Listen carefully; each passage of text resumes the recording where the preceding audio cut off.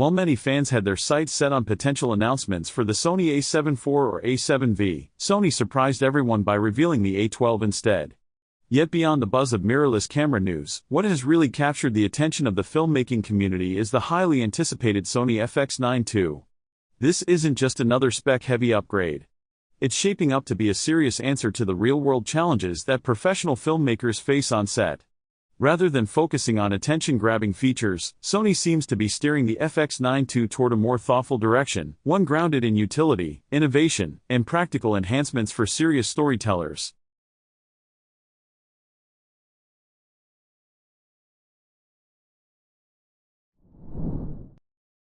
Unlike the compact cinema tools like the FX3 or FX30, the Sony FX9 II is expected to remain a full-size, professional-grade cinema camera. It's not about portability or novelty, it's about making a bold statement. The original FX9 already impressed with its 6K oversampling for 4K output, delivering a cinematic image that was detailed, vibrant, and highly gradable. With 16-bit raw output and robust internal processing, it earned a solid place in the hearts of professionals. Naturally, that sets high expectations for its successor. Industry watchers are keeping a close eye on what Sony has planned. The FX9 II rumors suggest a camera that not only keeps pace with current tech standards but also addresses workflow frustrations that filmmakers have voiced for years. Instead of participating in a game of spec one-upmanship, Sony seems to be fine-tuning a product with real usability at its core. One of the most anticipated improvements is the elimination of frame rate crop. Currently, when filmmakers change frame rates, say, switching from 24 FPS to 60 FPS, they often have to deal with image cropping, which can mess with composition and force time-consuming adjustments mid-shoot. If Sony solves this with the FX9 II, it would be a major upgrade for professionals who need to work fast without losing creative rhythm. Frame rate flexibility without crop isn't just a convenience, it's a huge productivity booster and one of the most requested workflow improvements from cinematographers across the board. Another feature that could make a massive difference is the inclusion of built-in ND filters. On-location shooting often comes with wildly changing lighting conditions, especially for documentary or run-and-gun filmmakers. The ability to control exposure internally, without having to attach external ND filters, streamlines the shooting process dramatically.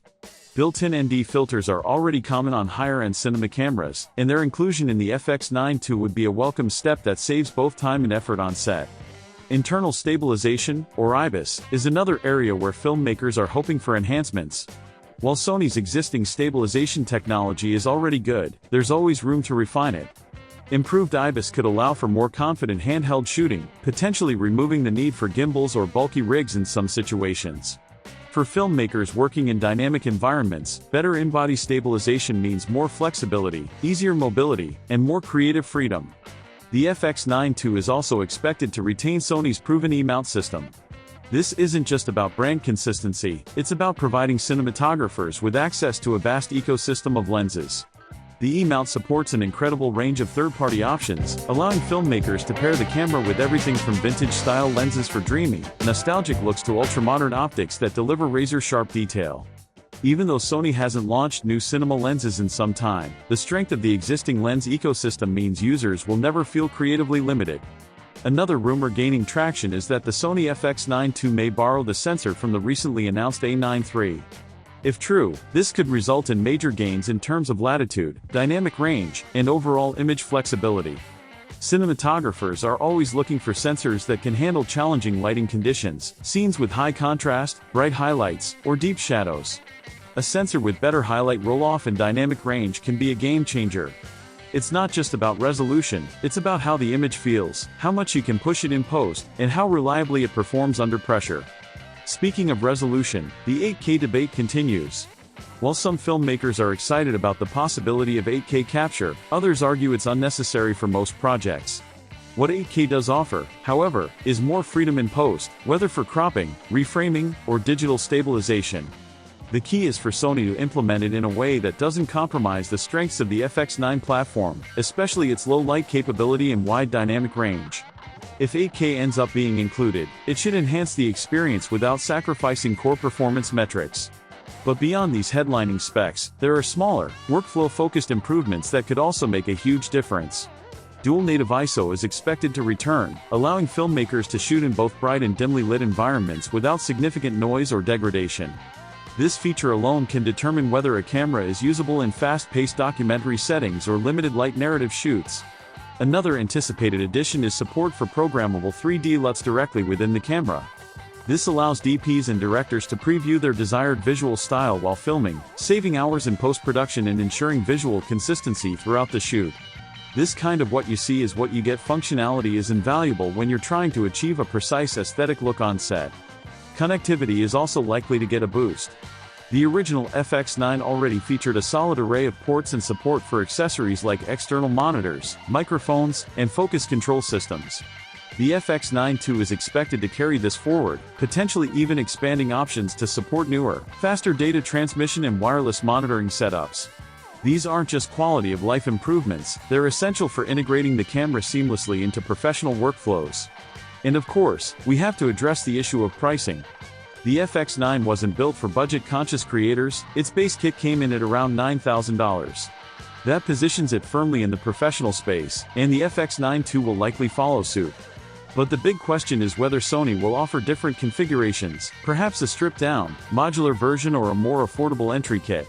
With cameras like the FX30, Sony has shown that it understands the value of offering pro features at accessible price points.